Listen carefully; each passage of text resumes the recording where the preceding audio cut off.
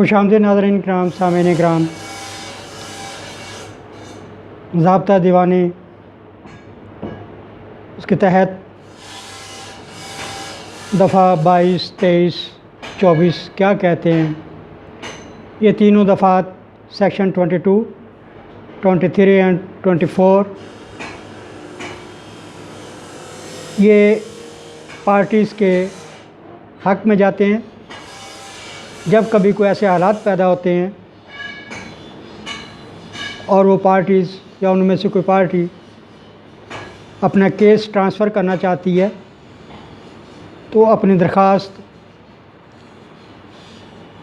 Section 22 के तहत civil procedure code को फॉलो करते हुए, सेक्शन 22 को फॉलो करते हुए कोर्ट में अपनी दरख्वास्त देती है और ये दरख्वास्त केस जमा करवाने के फ़ौरन बाद फौरी तौर पे जितनी जल्दी हो सके दी जाती है कि जी मेरा केस ये जायज़ वजूहात हैं, इस वजह से किसी दूसरी अदालत में मुंतकिल किया जाए। यानी केस की मुंतकिल अगर आप करना चाहते हैं, किसी और अदालत में लेके जाना चाहते हैं, तो आप अपने केस को मुंतकिल करने की दरख्वास्त देंगे, एप्लीकेशन जमा करवाएंगे उस केस के मतलब जो आपका ऑलरेडी उस जज के पास है, उस कोर्ट में है कि जी यहाँ से हमारा केस दूसरी अदालत में जो हमारे लिए सूटेबल है, कन्वीनियंट है, उसमें मुंतकिल कर दिया जाए। तो इसके लिए दफ़ा 22 ज़ाब्ता दीवानी को इस्तेमाल में लाया जाता है।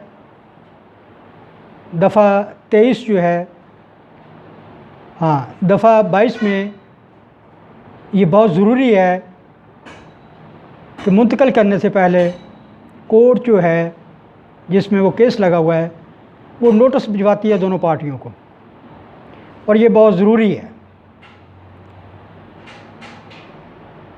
तो दूसरा ये है कि दफ़ा 23 सेक्शन 23 ज़ाब्ता दीवानी क्या कहता है, उसमें ये है कि किस अदालत में आपने अपना केस लेके जाना है, ट्रांसफ़र करना है, ये सेक्शन 23 उसके बारे में वजाहत करता है। उसके बाद दफ़ा 24 जो है उसमें आपका मुकदमा या अपील वो देखी जाती है। जब आप केस ट्रांसफ़र कर लेते हैं या वहाँ पे आपका वो प्रोसेस जो है मुतमईन नहीं है आप उसे, तो उसके लिए दफ़ा 24 को फॉलो करेंगे। कोर्ट को, अदालत को एप्लीकेशन देंगे, कोर्ट सारे प्रोसेस को देखेगी, तो उसके लिए आपको ये दफ़ा 24 इस्तेमाल करनी होती है। इसके लिए सेक्शन 24 ज़ाब्ता दीवानी क्या कहता है, इसमें केस ट्रांसफ़र भी किया जा सकता है,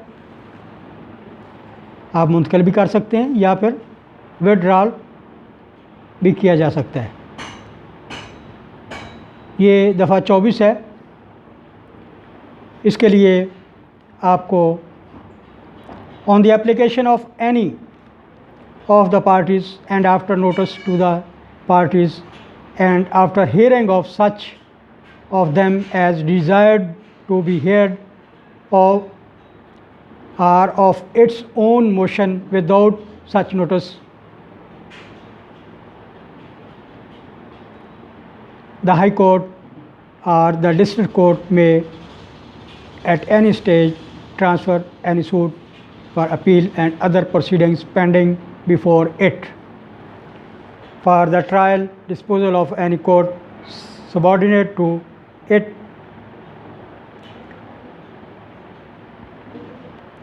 दफ़ा 23 में ये होता है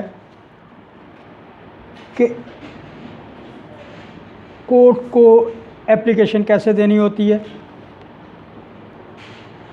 उसके लिए where the courts having jurisdiction are subordinate to same appellate court, an application under section 22 shall be made to the appellate court.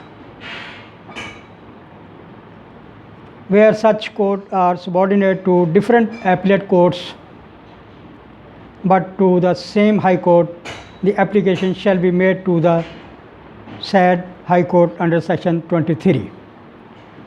यानी कि हाई कोर्ट को जब अपील की जाती है तो अंडर सेक्शन 3 के तहत की जाती है। Where such courts are subordinate to different high courts, the application shall be made to the High Court within the local limits of whose jurisdictions the court in which the suit is brought is situate। Section दफ़ा 23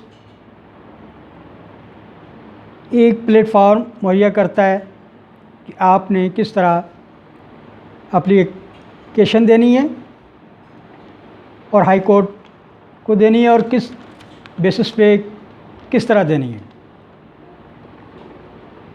to the appellate court where the several courts having jurisdictions are under the same court of appeal, it would lie to High Court where several courts are under the same High Court although under different appellate courts।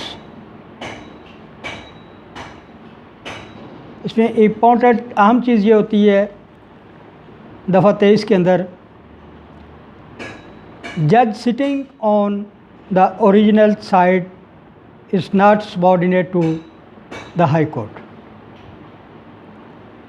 यानी जज जो है हकीकत में जो बैठा हुआ है वो जज सुन रहा है वो हाई कोर्ट का सबॉर्डिनेट नहीं होता। एंड जज sitting on the original side is not subordinate to the high court. अब केस ट्रांसफ़र के लिए मुंतकिल करने के लिए general powers of transfer and withdrawals, ये इख्तियारात दफ़ा 24 में आते हैं। इनके तहत आप अपनी दरख्वास्त जो है मुकदमे की मुंतकली और वापसी के लिए तमाम इख्तियारात जो हैं वो कोर्ट के पास होते हैं और उन पे वो आपको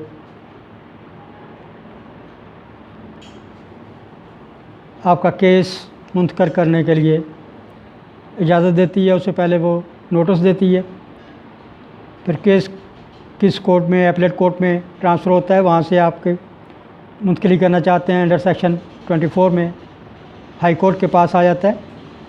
ये सारे सेक्शन जो 2-3 हैं, 3 सेक्शन 22, 23 और 24, वो केस को मुंतकिल करने के, ट्रांसफ़र करने के, किस कोर्ट में जाएगा उसकी वजाहत करते हैं।